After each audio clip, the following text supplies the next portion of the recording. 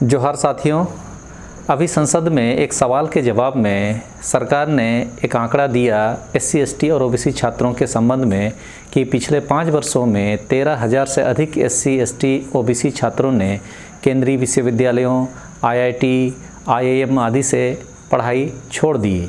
ऐसा सरकार ने एक सवाल के जवाब में संसद में बात कही।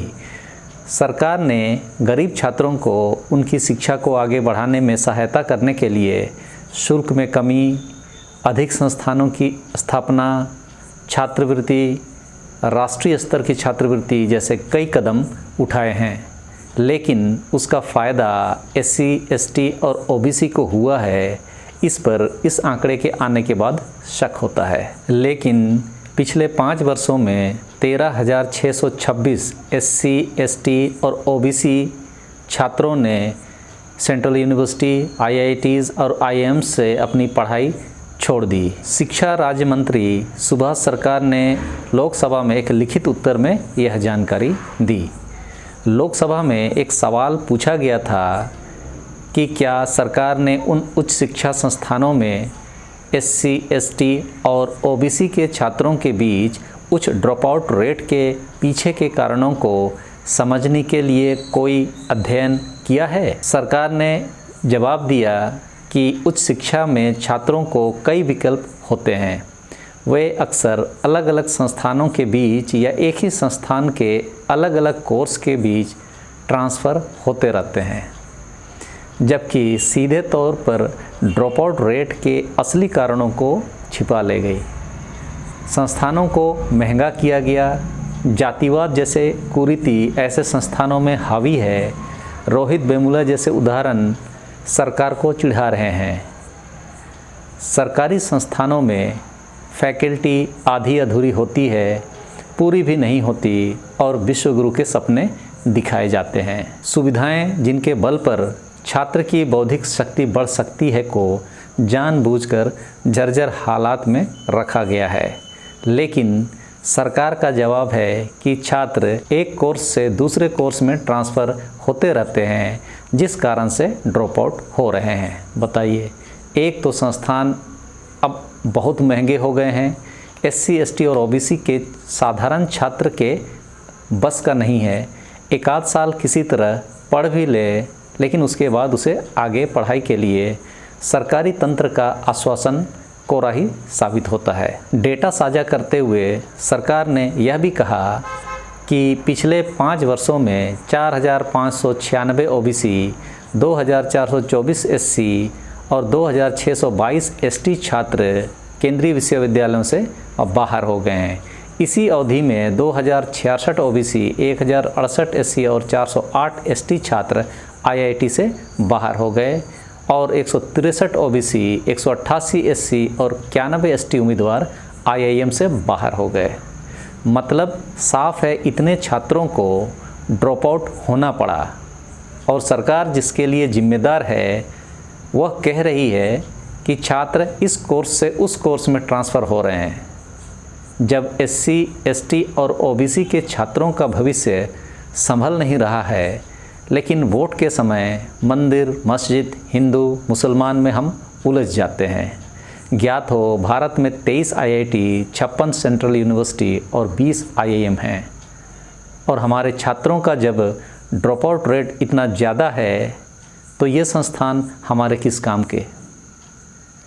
सरकार ड्रॉप आउट रेट कम करने के लिए क्या कर रही है? इसके जवाब में बताया गया कि ड्रॉप आउट रेट कम करने के लिए सरकार द्वारा आर्थिक रूप से कमज़ोर छात्रों को पढ़ाई के लिए कई तरह से मदद पहुंचाई जा रही है। इन प्रयासों में फ़ीस को कम करना, अधिक संस्थानों की स्थापना करना, छात्रवृत्ति आदि शामिल हैं। सरकार का यह भी कहना है कि एससी, एसटी छात्रों के कल्याण के लिए आईआईटी में ट्यूशन फ़ीस की छूट, केंद्रीय क्षेत्र योजना के तहत राष्ट्रीय छात्रवृत्ति का अनुदान, संस्थानों में छात्रवृत्ति आदि जैसी योजनाएं भी हैं। एससी, एसटी छात्रों के किसी भी मुद्दे को सक्रिय रूप से संबोधित करने के लिए संस्थानों ने एससी, एसटी छात्र सेल, इक्वल अपॉर्चुनिटी सेल, छात्र शिकायत सेल, छात्र शिकायत समिति, छात्र सामाजिक क्लब, संपर्क अधिकारी, संपर्क समिति आदि जैसे तंत्र स्थापित किए हैं। इसके अलावा विश्वविद्यालय अनुदान आयोग यानी कि यूजीसी ने छात्रों के बीच समानता और भाईचारे को बढ़ावा देने के लिए समय समय पर निर्देश जारी किए हैं। ये सभी मंत्री ने संसद में उस सवाल के जवाब में कहा। गौरतलब है कि आईआईटी और आईआईएम जैसे संभ्रांत संस्थानों में इन समुदायों के छात्रों द्वारा सामना किए जाने वाले कथित बड़े पैमाने पर जातिवाद और अन्य भेदभावपूर्ण प्रथाओं ने सुर्खियां बटोरी है। शिक्षा मंत्रालय ने इस साल की शुरुआत में संसद को सूचित किया था कि विभिन्न आईआईटी और आईआईएम परिसरों में 33 से अधिक छात्रों की आत्महत्या से मौत हो गई है। दिसंबर 2021 में केंद्र सरकार ने संसद को बताया था कि 2014 और 2021 के बीच केंद्रीय उच्च शिक्षण संस्थानों में 122 छात्रों की आत्महत्या से मौत हो गई थी। 122 छात्रों में से 24 एससी समुदाय के थे, 3 एसटी थे और 41 ओबीसी थे। जुलाई 2023 में राज्यसभा में पेश किए गए ड्रॉपआउट डाटा के अनुसार कुल ड्रॉपआउट की बात करें तो 34,035 छात्रों ने विभिन्न शैक्षणिक संस्थानों से पढ़ाई छोड़ दी है। इनमें से सेंट्रल यूनिवर्सिटीज़ में ड्रॉपआउट की सबसे अधिक संख्या दर्ज की गई, जहां 17,454 छात्रों ने अपनी पाठ्यक्रम छोड़ दिए। यह निराशाजनक प्रवृत्ति सालाना लगभग 3,000 छात्रों की स्कूल छोड़ने की दर को दर्शाती है, जिसमें हर दिन औसतन 7 छात्र अपनी शिक्षा बंद कर देते हैं। खराब आर्थिक स्थिति, भाषा की बाधा आदि भी एससी/एसटी छात्रों की पढ़ाई छोड़ने का कारण बन रहे हैं। समुदाय के कई छात्र अंग्रेजी भाषा से अच्छी तरह परिचित नहीं हैं और इसलिए उन्हें नई भाषा सीखने में समय लगता है। इसके अतिरिक्त विश्वविद्यालय अनुदान आयोग यानी कि यूजीसी ने अगस्त में कहा था कि वह उच्च शैक्षणिक संस्थानों में नामांकित एससी, एसटी और अन्य अल्पसंख्यक समुदायों से संबंधित अपने नियमों को संशोधित करने की योजना बना रहा है और इन छात्रों के लिए भेदभावपूर्ण माहौल सुनिश्चित करने के लिए उपचारात्मक उपाय सुझाने के लिए एक पैनल का गठन किया है। यह कदम सुप्रीम कोर्ट द्वारा उच्च शिक्षा संस्थानों में हाशिए पर रहने वाले समुदायों के छात्रों की मौतों को संवेदनशील मामला कहे जाने के बाद उठाया गया है, जिसके लिए अलग सोच की आवश्यकता है। इन स्थितियों से तो यही लगता है कि एससी, एसटी और ओबीसी के छात्रों के लिए आईआईटी, आईआईएम और सेंट्रल यूनिवर्सिटी का शैक्षणिक माहौल अनुकूल नहीं है।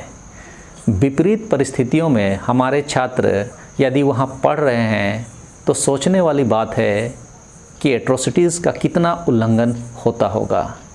सरकारें जितना भी दावा कर ले कि एससी, एसटी और ओबीसी के लिए वह हम इतना काम कर रहे हैं, लेकिन अंतिम रिजल्ट यही भेदभावपूर्ण माहौल है जिस पर इन समुदायों को प्रताड़ित किया जा रहा है। एससी, एसटी और ओबीसी के लिए यह मुद्दा नहीं बन पा रहा है क्योंकि हमें ऐसा चश्मा पहना दिया गया है जिसमें सब चंगा ही नज़र आता है। मंदिर मस्जिद नज़र आता है, हिंदू मुसलमान नज़र आता है, ईसाई धर्मांतरण नज़र आता है, पढ़ाई चौपट कर दी गई है, लेकिन 15 लाख अकाउंट में आने का सपना नज़र आता है, 2 करोड़ नौकरियां मिलता हुआ नज़र आता है। अब ऐसे में एक ही उपाय है कि पहले चश्मा उतार दिया जाए जिससे ये सब नज़र आ रहा है। बाकी आदिवासियों के हक और अधिकार के लिए आदिवासी चश्मा पहनने की ज़रूरत है। जल, जंगल और ज़मीन की अहमियत समझनी होगी। जो भी सुविधाएं सरकार देने का ख्वाब दिखाती है वह सरकार हम पर एहसान नहीं करती है, वह हमारा संविधानिक अधिकार है। नहीं देकर संविधानिक हक और अधिकार से हमें वंचित किया जा रहा है। शैक्षणिक माहौल को हमारे खिलाफ तैयार कर हमें पढ़ने के मूलभूत अधिकार से वंचित करने का प्रयास किया जा रहा है। चलिए, कुछ समझ में यदि बात आ गई तो समझेंगे पढ़ाई का असर है नहीं आया तो समझिए चश्मा भी उतरा नहीं है। इस वीडियो में इतना ही, बाकी देखते रहिए इस चैनल को। सबों को जोहार, धन्यवाद।